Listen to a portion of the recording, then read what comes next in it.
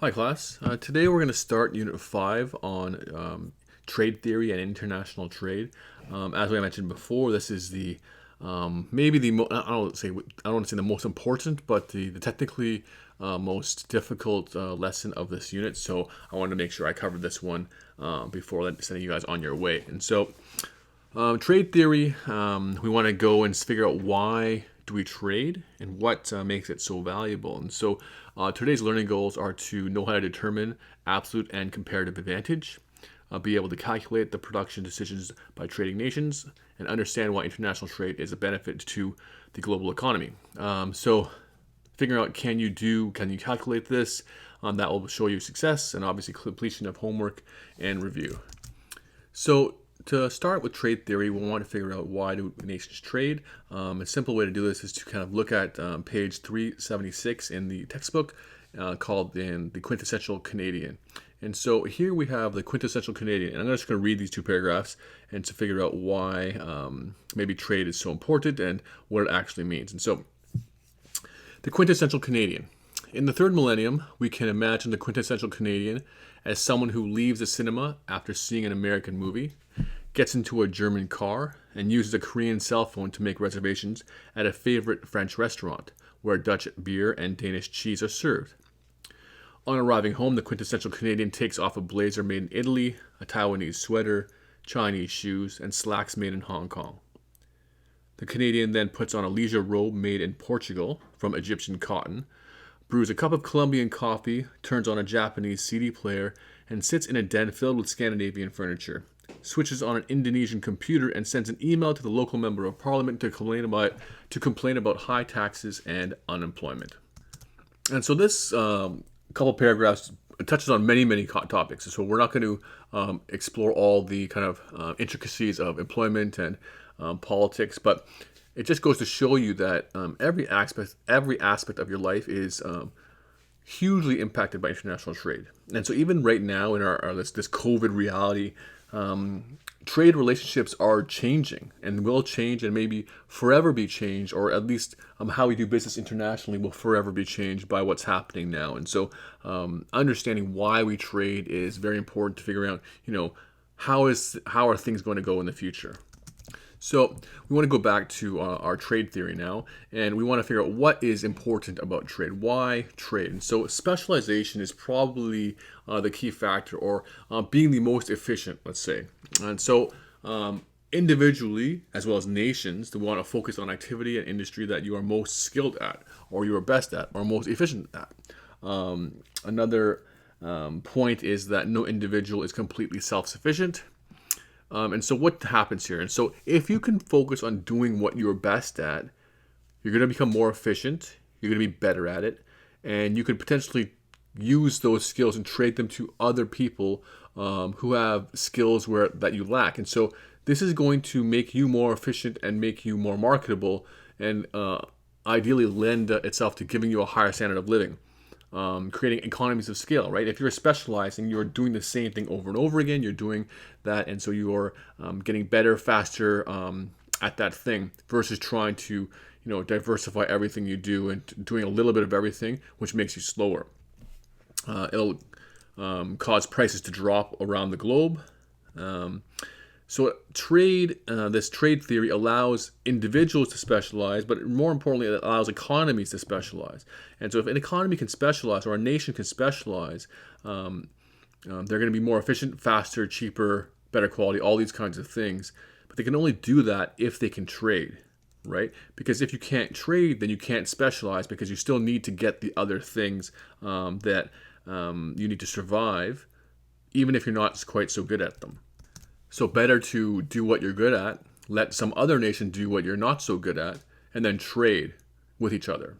Okay, and so this kind of relates a little bit to our previous unit in terms of functions of money, right? So obviously, when we talk about trade between nations, they're not necessarily trading good for good, but they're making trade deals, and so they're buying stuff off of each other. But it allows nations to trade with one another. It allows individuals to buy off of other nations or other individuals in other nations, right? So our trade agreements allow this stuff to happen.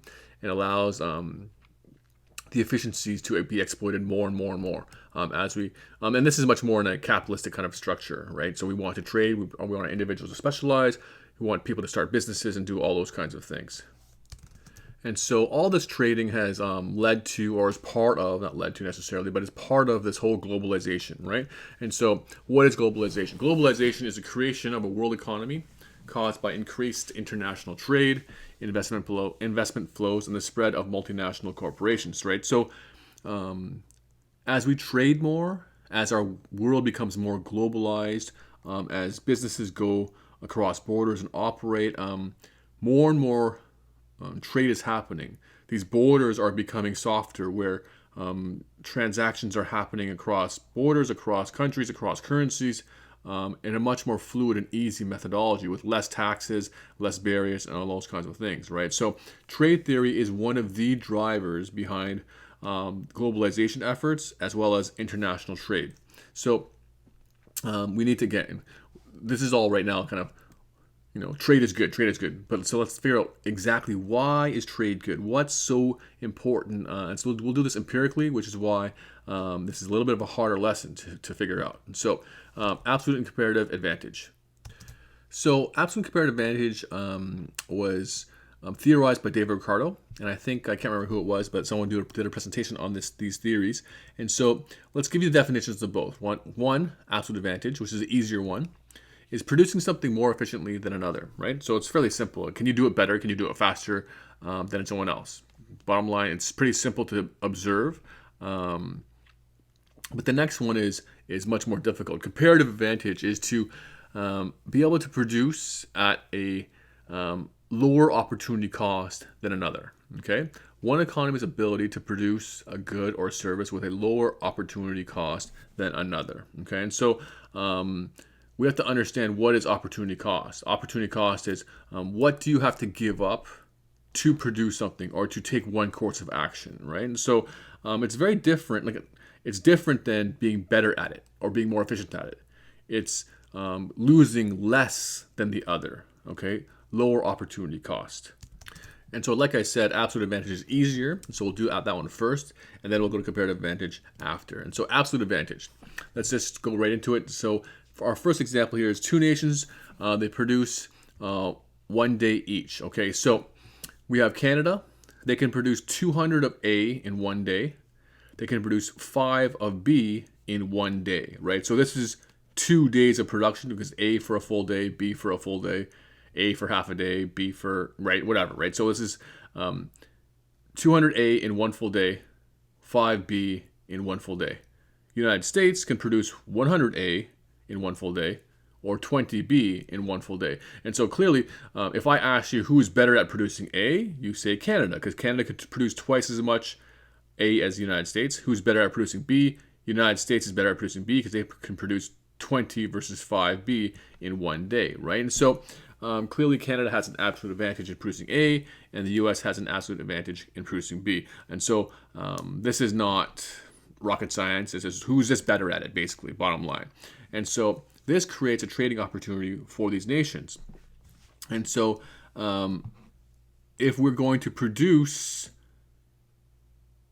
A and B, we have to split our efficiency, right? So Canada should technically only produce A, United States should only produce B. And so let's figure out and look at exactly why is this actually better for our nation. So if we keep with no trade, right? Canada produces 200A, 5B, same scenario as before. Our global economy is going to produce 300A and 25B, okay, if there's no trade. So that I think hopefully is clear. What happens here? Now we see that an opportunity cost exists, or a trading opportunity exists because of opportunity cost. And so what is Canada's opportunity cost of A to B? Okay, so Canada could produce 200A for every 5B. And so they could produce 40 to 1, right? So they're giving up 40A every time they can produce 1B, right? Because they can produce 200 or 5, reduce that 40 to 1. Okay, so hopefully that makes sense. The next is the United States can produce 100A or 20B, right? So they're producing at 5 to 1. Okay, and so here is our trading opportunity, right? Canada, every time they produce 1B, they have to lose production of 40A, right? They produce 1B, so they lose 40A and they have to stop producing 40A. The United States, every time they stop producing 1B, they only produce 5 more A, right? So instead of Canada producing 1B and stopping the production of 40A, they should just make 40A and trade some of that A to get this B. In the same token, the United States shouldn't stop making the B just to make 5A. They should make that B and trade that B to get some portion of this 40A, right? The United States will not trade this 1B and get less than 5, right? While they trade 1B or 1B to get only 4A. That makes no sense because they can just stop making that 1B and get those 4A themselves. In the same token, Canada is not going to trade 41 of A to get 1B because they can just stop making 40 of them to get 1. And so they can trade by trading in between 5 and 40. Okay, so hopefully that makes sense. That's why we did look at their opportunity cost. So a trading opportunity exists here if they choose to trade, okay, if they choose not to produce both things. And so let's see what happens in this world where Canada and the United States produce A and or B. So, like we see, Canada's better at A, US is better at B. Simple. So in this scenario, Canada should produce only A, and the United States should produce only B.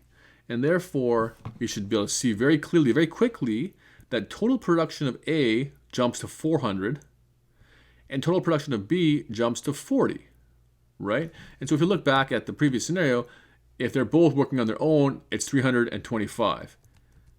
The same 2 days exist. Canada produces what they're best at, US produces what they're best at, and the world economy has now more A and more B because they specialized. And they can only do that if they trade, right? So 440 versus 325. The increase in economic activity is obvious. It's clear, right? And so now they trade. And so, as I mentioned before, this 40 to 1, this 5 to 1, that's where they create their trading relationship, their trading terms. You know, how much of this do you want to trade for that, right? So, depending on who the nations are, depending how powerful they are or what they need, that number could be anywhere between 40 and 5, right? It just cannot be lower than 5 and above 40, right? It could be 39, and they could still do it. They'd both still be better off by trading than not trading. Just one nation might get a better deal than the other nation, but they're still both getting better, right? And so, for example, it could be 10 to 1, right? 10A for 1B. That's just an example. It could be any permutation of results, right? So that's what's possible. So you may want to pause here, rewind this video, kind of review what's happened, take a minute to read the text. If you don't understand, obviously send me some messages now on Absolute Advantage if you're not quite getting something, how some of the math is working, or why they're trading. Because now we're going on to comparative advantage. It's a little bit more difficult, but it takes some of the same theory and some of the same kind of evaluative tools that we've just used. So let's review. What is comparative advantage? Comparative advantage is one economy's ability to produce a good or service with lower opportunity cost than another. So you should remember or notice that I used opportunity cost as one of my pieces of information here, right? So I've talked about opportunity cost already, and that was very much on purpose because I want to show you looking at what is our opportunity cost, right? And so we're going to go back to opportunity cost. Even if one country has an absolute advantage in all products, they can still benefit from trade. The key is to produce the product that they have the greatest advantage in, right? So some people might think it's weird. How can someone benefit from trade if they're better at everything, right? And that's why comparative advantage is such a powerful tool, because even the nations with the biggest advantages in all things, they can still take advantage of trade relationships with other nations. Okay, and so let's see how this works. And so let's just throw this up there for a second. So pay close attention to what I'm saying right now. the scenario has changed a little bit. So I'm saying these two nations, Canada, United States, same two nations. But now I'm saying production in 3 days. Okay. The previous scenario was 2 days. I'm just using 3 days to make the math come out neatly. So our products again are A and B. A is the same. Canada can produce 200A in 1 day. United States can produce 100A in 1 day. Who has the absolute advantage? Canada has the absolute advantage. We do not know who has a comparative advantage, but we know Canada has an absolute advantage in A. Okay. Next, we're creating B for 2 days. And so ignore these two numbers. Focus on that number first and that number. Okay. In 1 day, so remember, 1 day Canada could produce 20B, while the United States can produce 5B in 1 day. So 20 in 1 day or 5 in 1 day. Okay. So who has the absolute advantage in B? Canada does. Canada can produce 20B versus the United States' 5B. Okay. But we're producing 2 days worth of B. Therefore, Canada's going to produce 20 of them times 2 days. So Canada will produce 40. The United States will produce 5 times 2. And so they'll produce 10. Okay. Hopefully that is clear. Hopefully that makes sense. So again, A is produced for 1 full day each, and B is produced for 2 full days each. And so, as we stated, Canada has an absolute advantage in both products. And so, we want to take a look at it.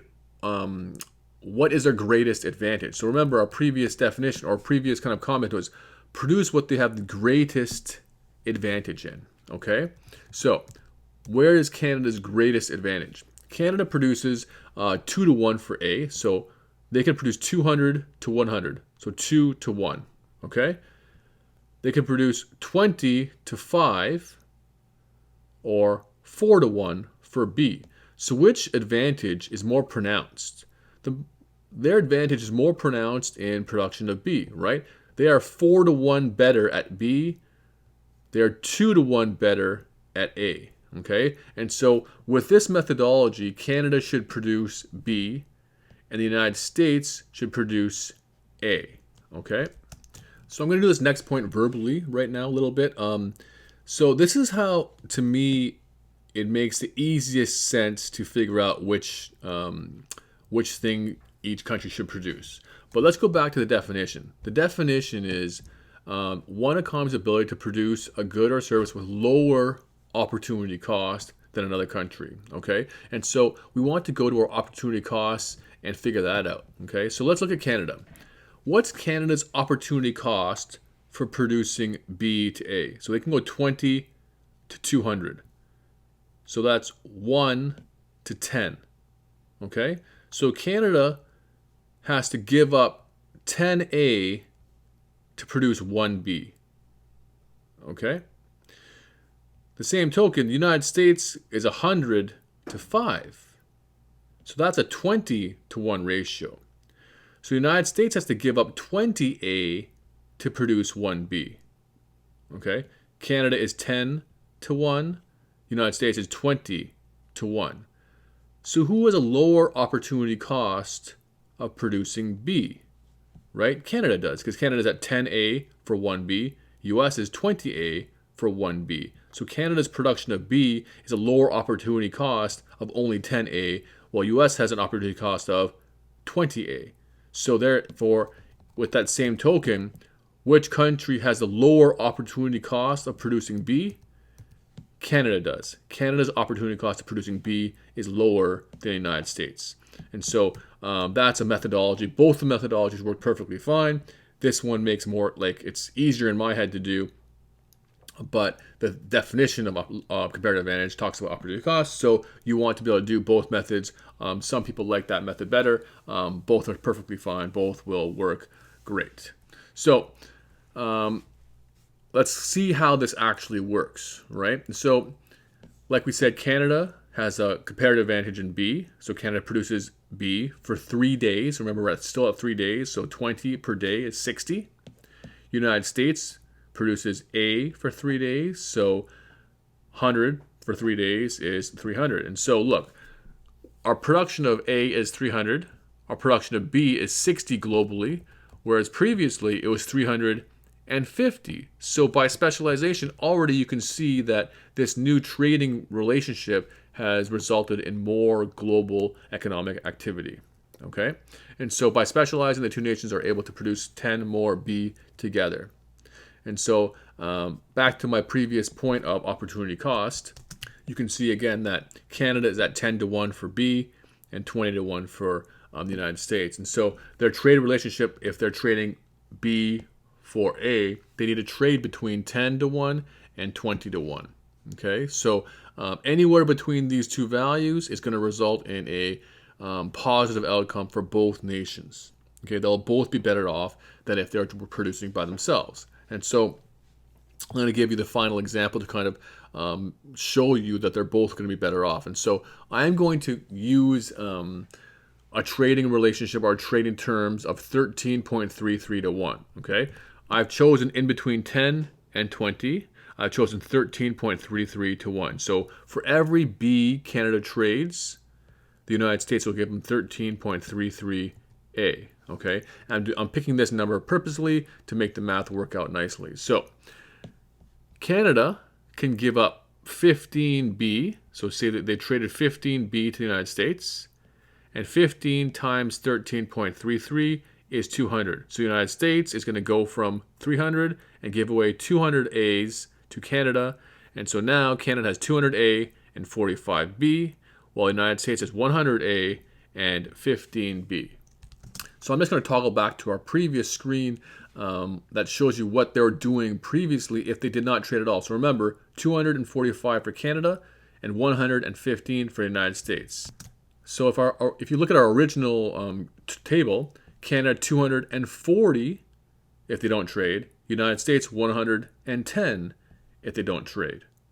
So you can see there, both nations are now consuming more by trading, right? Canada has 5 more B, and the United States also has 5 more B, and they both have the same amount of A. And so you can see that by specializing, by producing what they're comparatively best at, and then trading, both countries have ended up better. So in this case, my terms of trade were 15B for 200A, 15 times 13.33 equals that 200. And so that wraps up our comparative advantage conversation. Again, pause, make sure you go back, rewatch, read the text, figure out, do I understand how this comparative advantage thing works out? Send me messages, and I'll do my best to answer them as soon as possible. So let's look at why do nations have actually these advantages? So the first reason is relative factor endowment. Okay, so relative factor endowment talks about local, regional, and national variations in distribution of productive resources, right? So what things naturally make these nations better at producing certain types of things? And so let's look at Canada. Canada is very well known for producing maple syrup. Why? Because we grow maple trees. Also, specifically because of our climate, right? The freezing weather, crystallization of syrup, we can produce great maple syrup. Also, we produce good ice wine. In the Niagara region, we have a wine area, but because of our temperatures, they drop. The grapes, I think the process of the grapes freeze, crystallize, they become sugary, and makes ice wine, right? What nations in the world produce the best hockey players? It's no surprise that Canada, our cold climate, Russia, Scandinavian countries, all these countries that have colder climates who can play and they use ice, they produce great hockey players, right? So those are natural things, right? If you think about ice wine, you think about cognac is only from Cognac in France. Scotch is only from Scotland. Like these areas of Scotland, because of how they produce things, that's the only place you can get Scotch, right? It's just how it's made, right? So that is relative factor endowment. The next one is relative factor intensity, right? Relative factor intensity talks about, you can be better at something because you're technologically more advanced, or you've become more efficient for whatever reason, right? Efficiency, effectiveness, and scale of operations can make you better at doing certain types of things. Think of things like the assembly line. Think of things like making more capital investments in types of items, right? Robotics. right? There may be natural areas in the world that can produce cars because they have access to steel more than other nations. But if your nation is more advanced and you have robotic capabilities and can get the steel, even though it costs you more, it might still be way cheaper for you to produce cars, right? So your relative factor intensity, how much investment, how much efficiency, how much technology you've done, is going to help and create a relative factor intensity advantage for you. And so those are the two basic reasons why countries or nations or individuals will have advantages, whether they be absolute advantages or comparative advantages in certain types of things. Okay, and so it's just important to know why nations do that or can do that, and then also important to know that they should do that to make the most of their relative factor endowments or relative factor intensities. And so the last thing we want to talk about is terms of trade. The terms of trades, we talked about the rate at which a country's exports are exchanged for their imports. We talked about how many of this for how many of that. So that's, they just choose, right? Nations with more power can probably get more favorable terms of trade, et cetera, et cetera. So the last thing I want to make sure you look at is trade restrictions and impediments, right? What are some reasons to actually not do trade? And so you want to read through these. There are some reasons why nations might want to not do free trade that lots of people are big proponents of. Okay, and so that concludes the lesson for today. But again, as usual, please send me messages, write down your questions, make sure you do your homework, and I'll get back to you and answer what I can as soon as possible. Thank you.